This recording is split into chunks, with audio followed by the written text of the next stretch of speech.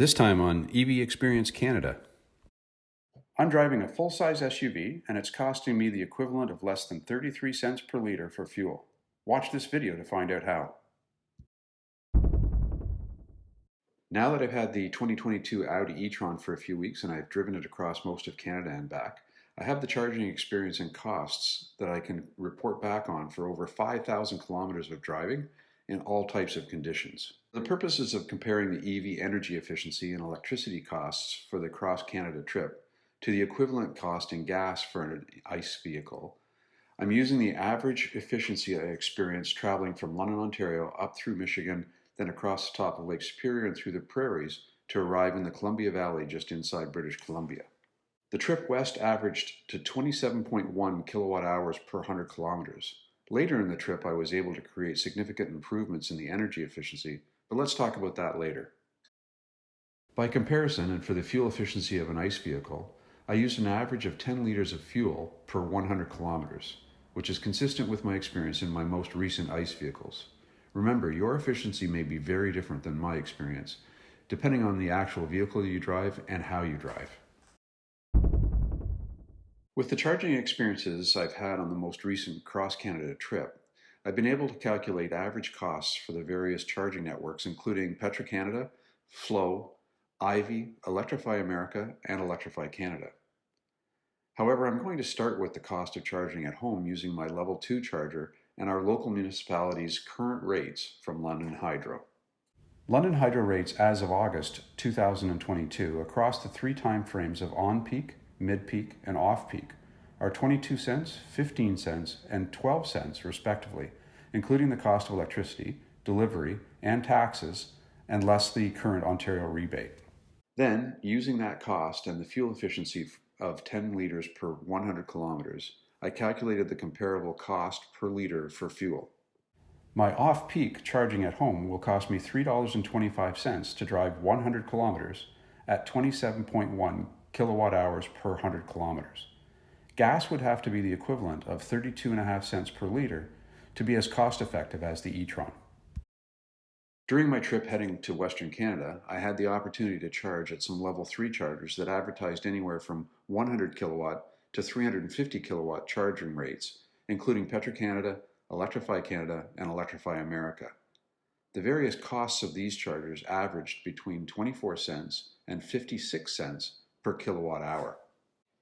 Petro-Canada averaged out to be the cheapest of this grouping, but the experience charging at Petro-Canada was highly variable. Because Petro-Canada charges per minute rather than per kilowatt hour, the cost per kilowatt hour varies depending on how quickly the charger was able to charge.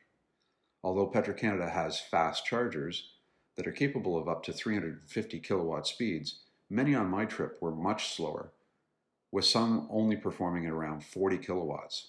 This makes the charge much more expensive when you're paying by time. Electrify America, on the other hand, charges by the kilowatt hour, so it's very predictable. The Electrify America prices were 46 cents US dollars per kilowatt plus tax, and then plus exchange to Canadian, making them the most expensive chargers I used on my trip. For Electrify Canada, I've shown the retail cost here, noting that my Audi ownership provides me free charging on the Electrify Canada network in 30-minute session blocks. I also had experiences with slower Level 3 DC chargers that advertised 50 kilowatts and actually delivered 50 kilowatts, making them the most trustworthy in my charge plans. The Ivy and Flow networks were not as prevalent across the Trans-Canada Highway as Petro-Canada, but when they were there, they were functioning and delivering the charge rate that they said they would. The average cost of these slower Level 3 chargers were consistent at 44 cents per kilowatt hour. The weighted average of all my charging on the way to British Columbia, if I had paid for it, was 42 cents per kilowatt hour, which compares as $1.13 per liter of gas. With the free charges I was able to access, however, the true cost was 25 cents per kilowatt hour, or an equivalent of 69 cents per liter of gas. Clearly, charging at home in off-peak hours is the least expensive option outside of free charging.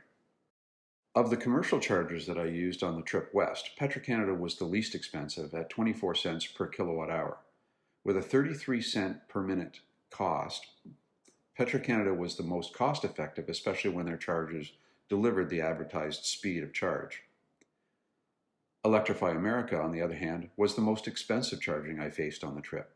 At a charge rate of 43 cents per kilowatt hour plus tax and exchange to Canadian dollars, this charging was the equivalent of $1.51 per litre for gas. Clearly, free charging was a big factor in the cost of the trip west and reduced my electricity cost by almost 40% over what a full retail rate would have been. But more importantly, the full retail cost of EV was 37% lower than the cost of equivalent gas for the trip. And including the free charging factor, the true cost of the trip west was over 60% less than the equivalent in gas. Summarizing these outcomes show some clear cost advantages in driving an EV, with the full retail average cost of the trip west being equivalent to $1.13 per litre, and the discounted rate after free charging being equivalent to 69 cents per litre.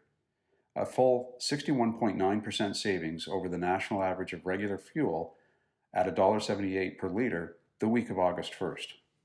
Across all of the charging experiences so far with the Audi e-tron, charging at home in off-peak hours is the clear winning strategy, with a savings of 81.9% over the retail cost of gas. At 12 cents per kilowatt hour, this electricity is far less expensive than retail charging networks. The most expensive charging I've experienced so far is on the Electrify America network, where the savings over comparable gas costs was only 15.2%. On the trip back from BC to Ontario, I had the opportunity to both pick up a tailwind and leverage an adapted driving style, where I lowered my speed to about 95 kilometers per hour and picked up some drafting behind trucks and RVs across a 339 kilometer stretch of the Trans-Canada Highway. I also made sure to maximize any downhill portions to leverage the regenerative braking feature. As a result, if I had charged at home at off-peak hours and driven with this more conservative style and with a little bit of a tailwind, my comparable gas price would have to fall to 27 cents per litre, an 84.9% savings. In the end, 5 things are clear from this experience. First, driving an EV is less expensive than a comparable ICE vehicle. Second, not all charging is equally cost-effective, and knowing the charging costs and the charger speeds is valuable. Third, you may not be able to count on charging stations to be functional at all times, or when they are functional to deliver the power at the speed advertised by the charging network. Planning ahead and using an app like PlugShare will give you an advanced knowledge of what to expect. On long trips, you need to be able to plan ahead and have alternatives planned out.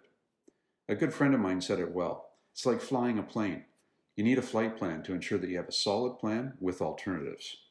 Fourth, charging at home, and especially in off-peak hours, is the least expensive option. For most people who don't do cross-Canada trips on a regular basis, this option is the most likely daily charging, making the cost of EV for a normal commute and driving around town very cost-effective. And finally, fifth, long-distance trips in an EV are absolutely possible, and if you plan well, you won't have any issues finding charging options and making it work. I learned a lot from this trip across Canada and back, and I hope that this learning will help you in some way. Whether you're driving an EV already or considering one, I hope that my experiences have been helpful. Don't forget to comment below, like, and subscribe to my channel. More EV experiences in Canada are coming.